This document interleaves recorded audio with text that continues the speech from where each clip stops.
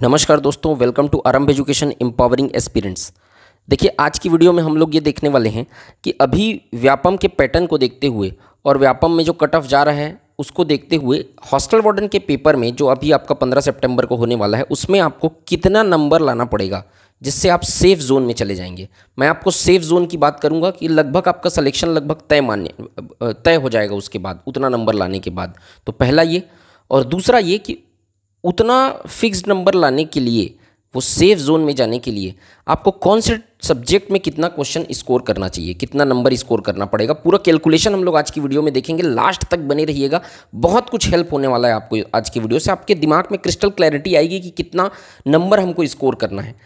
दो मुद्दों पे बात करेंगे। दो तरीके के स्टूडेंट हैं, एक तो मैथ्स बैकग्राउंड वाले जिनका मैथ्स स्ट्रांग है, मैं उनको मैथ्स बैकग्राउंड वाला मान रहा हूँ। मान लो जाए कई लोग ऐसा होता है जिनका स्ट्रीम तो मैथ्स होता है लेकिन मैथ्स स्ट्रांग नहीं होता है उनका, तो ऐसे स्टूडेंट का भी देखेंगे जिनका मैथ्स स्ट्रांग है, और ऐसे स्टूडेंट जिनका मैथ्स स्ट्रांग नहीं है, तो वो लोग कितना नंबर लाएं कौन से सब्जेक्ट में कि उनका सिलेक्शन फिक्स हो जाए।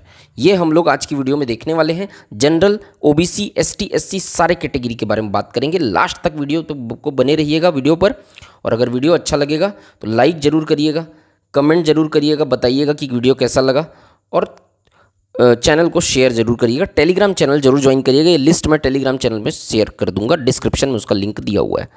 ठीक, तो चलिए वीडियो को करते हैं शुरुआत।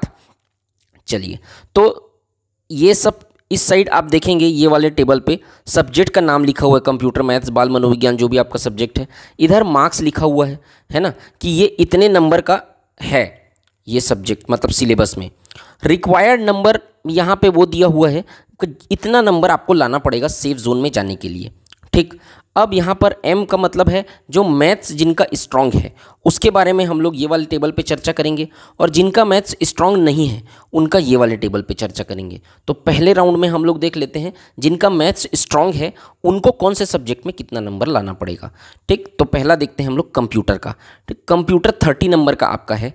आपको जिनका मैथ्स स्ट्रांग है उसकी बात कर रहे हैं ना हम लोग, तो कंप्यूटर तो एक ऐसा सब्जेक्ट है जो एक क्वालिफाइंग है, तो आपको 50% से ज़्यादा तो लाना ही पड़ेगा। मतलब 30 नंबर का है तो 15 नंबर से ज़्यादा लाएंगे तभी आपका आगे का सब्जेक्ट चेक होगा, नहीं तो बाकी का कोई मतलब है भी नहीं। तो कंप्यूटर में आपको लाना है 25। अगर आप 25 नंबर लाते हैं कंप्यूटर में तो आप सेफ जोन में है, मान के चलिएगा। अभी मैं आपको पूरा कैलकुलेशन बताऊँगा। अब कुछ स्टूडेंट बोलेंगे कि सर हम तो 30 में 30 लाने के लिए तैयारी कर रहे हैं, हम क्यों 25 लाएंगे? तो देखिए, होता है, एक होता है मोटिवेशन, दूसरा होता है फर्जी मोटिवेशन। तो आपको फर्जी मोटिवेशन के साइड नहीं जाना है, आपको व्यवहारिक बनना है, आपको प्रैक्टिकल बनना है। थ्योरी सब्जेक्ट में कोई भी में 100% मार्क लाना संभव नहीं होता है, एक्सेप्ट मैथ्स। मैथ्स को छोड़कर जिनका मैथ्स बहुत स्ट्रांग है और मैथ्स का तैयारी कर रहे हैं तो उसमें पूरा में पूरा नंबर आता है। नहीं तो आपको 3-4 क्वेश्चन, 5 क्वेश्चन ऐसे डालेगा ही जो आपका ये चेक करने के लिए, आपके पेशेंस को चेक करने के लिए रहेगा। ये चेक करने के लिए रहेगा कि जब आपसे क्वेश्चन सॉल्व नहीं होते हैं तो आपका रिएक्शन कैसा रहता है, आप प्रेशर को झेल पाते हैं कि नहीं। हर कंपटीशन एग्जाम में यही किया जाता है, यही तरीका है आपके प्रेशर को चेक करने का कि आप प्रेशर को हैंडल कर पाते हैं कि नहीं। तो वैसा क्वेश्चन डालेगा जिसको बनाने के लिए आपको PhD करना पड़ेगा मैथ्स सब्जेक्ट में। उतना नहीं पढ़ना है आपको स्मार्ट स्ट्रेटजी से तैयारी करनी है। अब आप 25 नंबर ला के भी मैं आपको दिखाता हूँ कि कैसे सेफ जोन में पहुँचोगे आप। देखो, कंप्यूटर में लाना है 25। मैथ्स में जिनका मैथ्स स्ट्रांग है, ठीक है, उनको वो 22 नंबर तक स्कोर कर सकते हैं, क्योंकि मैथ्स में स्कोर होता है ना। तो 22 नंबर तक बिल्कुल स्कोर कर सकते हैं। अगर आप 24 कर सकते हैं बहुत अच्छा है आपके लिए, लेकिन 22 तक आपको स्कोर करना है। 1-2 क्वेश्चन तो विलोपित भी हो जाते हैं यार, विलोपित भी कितने क्वेश्चन हो रहे हैं, तो उसको भी तो ध्यान रखना है। कंप्यूटर की भी बात करें उसमें भी विलोपित होता है, मैथ्स में भी क्वेश्चन कुछ क्या होते हैं, गलत होते हैं, है ना। तो 22 नंबर मैं ले रहा हूँ सेफ जोन में जाने के लिए। बाल मनोविज्ञान जो है 10 में से आपको स्कोर करना है 7 नंबर। अगर आप स्कोर करते हैं सेफ है। शारीरिक शिक्षा और योग, इसमें आप स्कोर करना है 3। ठीक, थ्योरी सब्जेक्ट है, 3 स्कोर करते हैं सेफ है। सामान्य ज्ञान GS में पूरा भर दिया है, पॉलिटी भी डाल दिया है, इंडियन हिस्ट्री भी डाल दिया है, इंडियन ज्योग्राफी भी डाल दिया है, सब 2-2 नंबर का दे दिया है। सब्जेक्ट है बहुत बड़ा, नंबर है केवल 2। तो आप इसमें देखिएगा कि कई क्वेश्चन जो है वो बहुत ज़्यादा डीप लेवल में जाके पूछ देगा। तो यहाँ पे मैं केवल 7 नंबर काउंट कर रहा हूँ, 7 नंबर आपको लाना है। ठीक, हिंदी और इंग्लिश दोनों मिला के 10 नंबर का है, 5-5 नंबर का। तो इसमें भी मैं काउंट कर रहा हूँ 7 आपको लाना है इसमें। छत्तीसगढ़ का सामान्य ज्ञान, इसमें 5 में आप 3। अब छत्तीसगढ़ में भी आधुनिक छत्तीसगढ़ का इतिहास दे दिया है। छत्तीसगढ़ के सामान्य ज्ञान में छत्तीसगढ़ का इतिहास दिया है, उसमें भी आधुनिक इतिहास दिया है, ठीक है। और करेंट अफेयर्स 5 में से आप स्कोर करिए 3 सफिशिएंट है आपके लिए। अब काउंट जब आप करेंगे तो आप काउंट करिए इसको, तो आप देखिएगा यहाँ पर आप पहुँच रहे हैं 77 मार्क्स पे, ठीक। तो मैं वही आपको बताना चाह रहा हूँ कि 75 प्लस जब आप नंबर लाएंगे तो 75 प्लस में आप क्या रहेंगे, सेफ रहेंगे। जनरल के लिए बात कर रहा हूँ, ओबीसी के लिए, एसटी एससी के लिए अपन बात करेंगे अभी 75 प्लस में, ठीक। पिछले बार जो टॉपर थे उनका नंबर आया था, टॉपर का 107 नंबर, लेकिन वो थे एसटी से। और जो 100 नंबर में जनरल वाला टॉप किया था, जनरल वाला स्टूडेंट टॉप किया था, तो 100 नंबर जनरल टॉप, पहले पिछले बार का पेपर 150 नंबर का था, 150 में 100 नंबर वाला टॉप कर रहा है, इसका मतलब 66% होता है। 66% की बात करें तो 66% 150 में, 100 में आप बोलेंगे कि 66 नंबर में अपन जो रहेंगे सेफ रहेंगे, तो ये गलती मत करिएगा। क्योंकि पिछले बार 2016 में पेपर हुआ था, 2016 में 8 साल बीत चुका है। 22 लाख शिक्षक बेरोजगारों की संख्या है छत्तीसगढ़ में भी, जिसमें से 6-7 लाख लोग फॉर्म भरे हैं। तो आप सोचिए कि कंपटीशन कितना बढ़ गया है, सोर्सेस कितने बढ़ गए हैं, जानकारी कितनी आसानी से उपलब्ध है, अब कंटेंट कितना आसानी से उपलब्ध है, कोचिंग सेंटर कितना ज़्यादा चालू कर दिए हैं, ऑनलाइन कोचिंग कितना ज़्यादा चालू हो गया है, तो लोगों के पास जानकारी ठीक ठाक हो गई है। अब समझ में आया? तो स्थिति समय के आधार पर बदलती रहती है। तो आज के कंपटीशन के हिसाब से 75 प्लस जो है अगर आप लाते हैं तो एकदम सेफ मोड पे आप चले जाएंगे। पेपर जो रहता है, देखिए अब कुछ स्टूडेंट ये कहेंगे कि भाई पेपर तो डिपेंड करता है कि पेपर का टफ आएगा या पेपर इजी आएगा। बिल्कुल सही बात है, पेपर अगर टफ आएगा तो ये कम चल जाएगा, पेपर अगर इजी आएगा तो ये कट ऑफ जो नंबर है सेफ रहने वाला वो ज़्यादा चला जाएगा। लेकिन मैं आपको एक बात गौर करिए, आप जो फ्लक्चुएसन होता है इसमें एग्ज़ाम के नेचर में कि भाई एग्ज़ाम जो है वो इजी था कि मॉडरेट था कि टफ था, ये जो एकदम ड्रास्टिक चेंज होता है वो पीएससी में होता है। जैसे कि 2018-19 का पेपर पीएससी का बहुत इजी आया, ठीक है। उसके बाद अभी आप रिसेंट पिछला पीएससी देखिए, अभी जो हाल ही में पीएससी हुआ है बहुत इजी आया, लेकिन जस्ट उसके पहले वाला पीएससी 2021 पीएससी देखो आप, बहुत लेवल जो था उसका हाई था। तो ऐसा जो ड्रास्टिक चेंज होता है ना वो पीएससी के पेपर में होता है। आप व्यापम का पेपर निकाल के देख लो, पूरा 5 साल का पेपर मॉडरेट लेवल का ही आता है, ईजी टू मॉडरेट। आप पिछला सहकारिता का पेपर देखो, एपेक्स बैंक का पेपर देखो, सबका पेपर इजी ही आया है, इजी टू मॉडरेट। तो अभी भी पेपर जो आएगा वो मॉडरेट ही आएगा, जैसा व्यापम देता है वैसी पेपर देगा। कोई बहुत ज़्यादा ड्रास्टिक चेंज उसमें आने का संभावना एकदम नहीं के बराबर है। तो आप मान के चलो कि जैसा वार्डन का पेपर आता था लगभग थोड़ा बहुत ऊपर करके वैसे ही आएगा पेपर, जैसे व्यापम का पेपर आता है वैसे ही आएगा पेपर।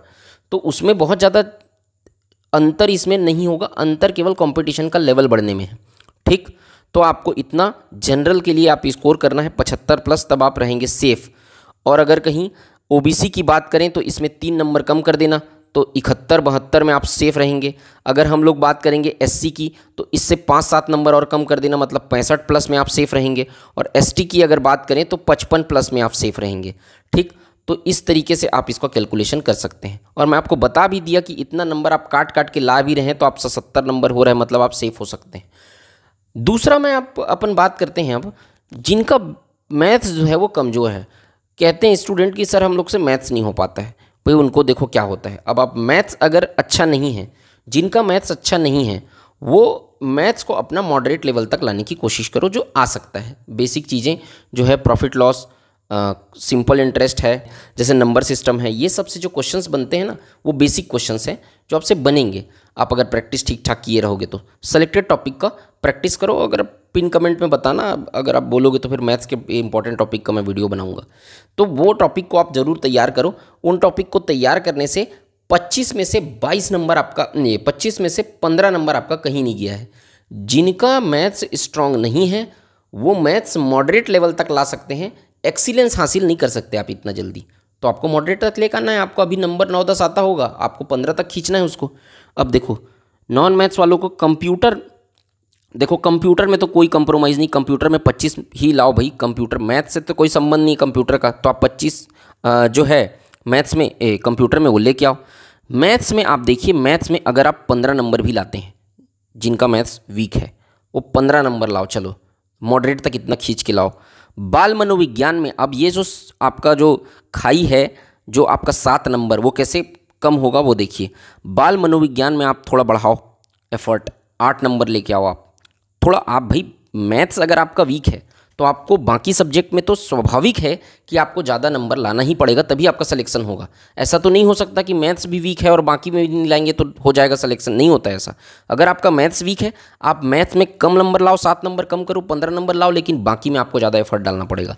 तो बाल मनोविज्ञान में 1 नंबर बढ़ाओ, इससे ज़्यादा लाने का ज़रूरत नहीं है। शारीरिक शिक्षा और योग 1 नंबर इसमें भी बढ़ाओ। सामान्य ज्ञान में जनरल सामान्य ज्ञान को आप 9 तक लेके आओ, ठीक, 9 नंबर लाओ इसमें, क्योंकि आपका थ्योरी आपको अच्छा नंबर लाना पड़ेगा। अब हिंदी अंग्रेजी दोनों मिला के 8 नंबर लाओ।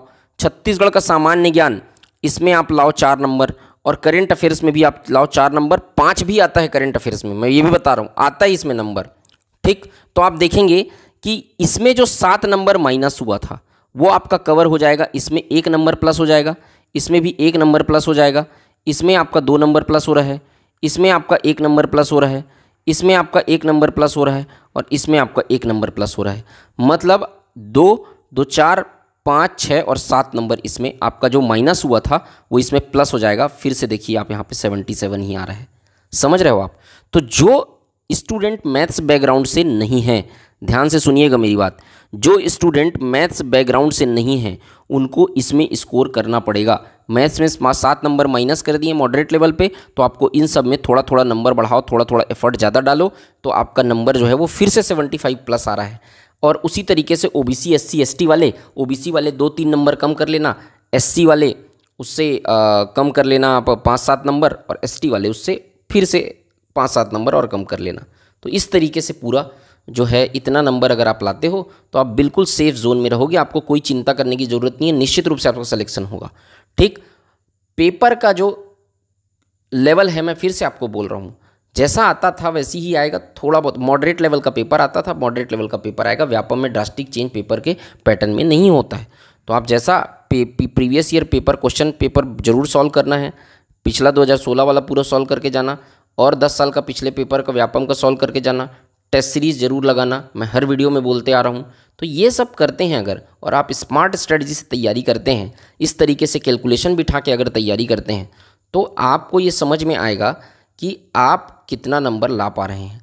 जो आपका वीक पोर्शन है उस पर बहुत ज़्यादा उस पर एक्सीलेंस हासिल करने के बजाय, जो आपका स्ट्रॉन्ग जोन है, सबका एक वीक पोर्शन होता है, सबका एक स्ट्रॉन्ग पोर्शन होता है। तो अपने वीक पोर्शन को लेके आओ मॉडरेट तक, और अपने स्ट्रॉन्ग पोर्शन को मॉडरेट से लेके जाओ एक्सीलेंस तक। समझ में आ रहा है आपको मैं क्या बोल रहा हूँ। जिसमें आप कमज़ोर हैं उसको आप मीडियम तक लेके आओ, और जिसको आप सोचते हो कि बहुत अच्छा है मेरा, वो आपका मीडियम रहता है एक्चुअली में, उसको आप लेके जाओ एक्सीलेंस तक। तो इस तरीके से अगर आप कैलकुलेशन बिठाएंगे तो आपका निश्चित रूप से सिलेक्शन होगा, ठीक है। तो यही जानकारी आपको मुझे देनी थी। उम्मीद करता हूँ कि आपकी जो स्ट्रेटजी है उसको सशक्त करेगा थोड़ा सा, और आपको क्लैरिटी देगा कि मुझे कितना नंबर किस में स्कोर करना है। अगर वीडियो अच्छा लगा होगा तो वीडियो को लाइक कर दीजिएगा, चैनल को सब्सक्राइब कर दीजिएगा, टेलीग्राम चैनल ज्वाइन कर लीजिएगा। मिलते हैं किसी नेक्स्ट वीडियो में, तब तक के लिए अपना ख्याल रखिएगा। जय हिंद, वंदे मातरम।